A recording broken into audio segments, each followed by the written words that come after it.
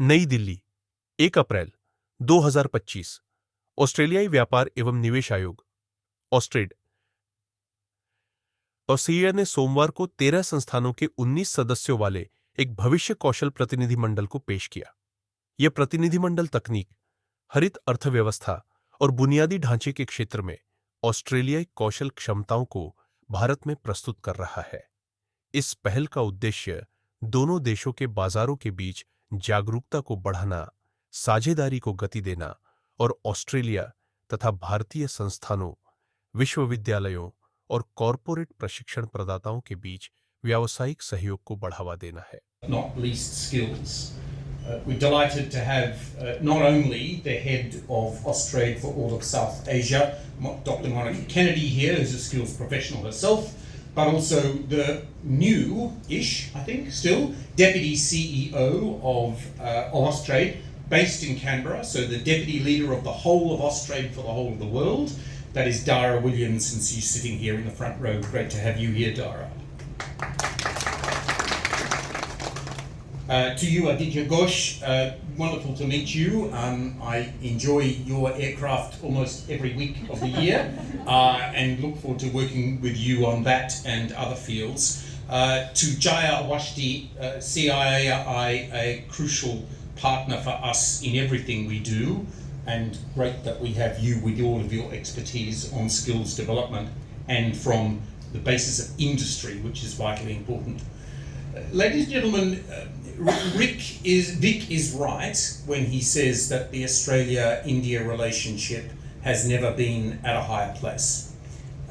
We have been friends for a long time, but now the Australia-India relationship has found its moment.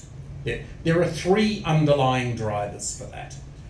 The first is that we are now strategic partners. India and Australia have been friends for a long time, and everywhere I'm a good colleague.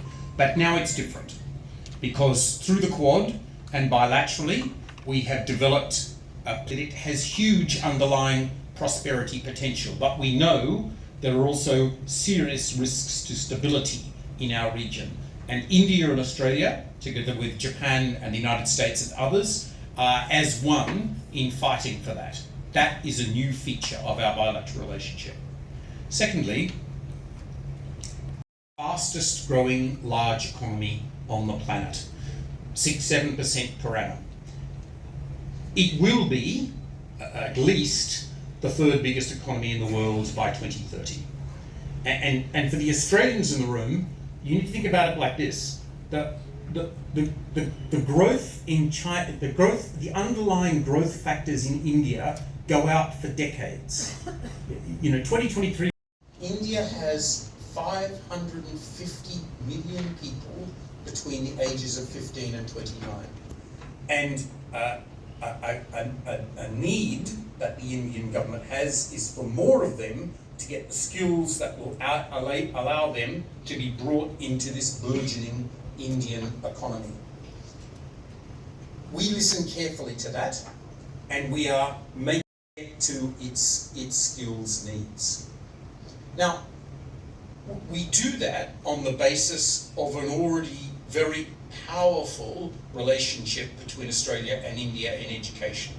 It's well known that Australia is a favoured destination for Indian students, about 130,000 Indian students in Australia at this moment. That will go on. But our view is that that can't be a one-way street. And with all of these people who need training, it's important that an amount of that happens in India. And that's why when Prime Minister Modi's government opened the opportunity for foreign branch campuses to be established here for the first time in India's history, that's 40 years away.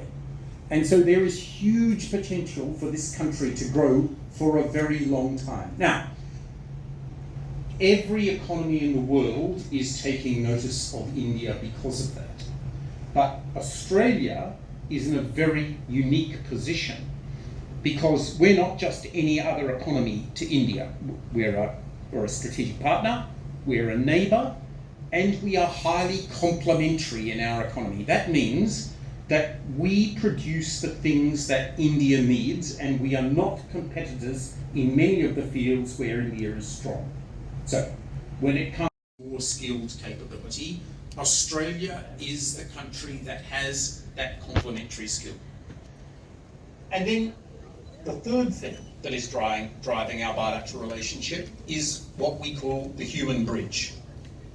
Now, 1 million people of Indian origin who live in Australia. Now, I'm very conscious to the Indians in the room, 1 million people doesn't sound like a lot. But let me tell you, for Australia,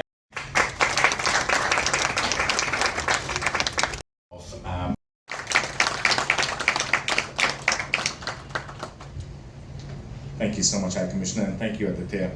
I now Director Future Skills Initiative to showcase some of the successful skilling partnerships between our nations. Welcome, Liza. 4 months with Australia's first Future Skills mission, and over the course of the 3 years, rating specifically in the areas of cybersecurity, AI, tech, hospitality.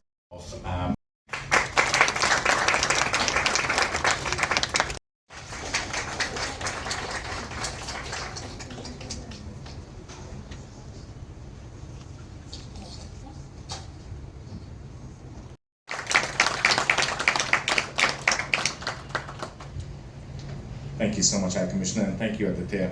I now Director Future Skills Initiative to showcase some of the successful skilling partnerships between our nations. Welcome, Liza.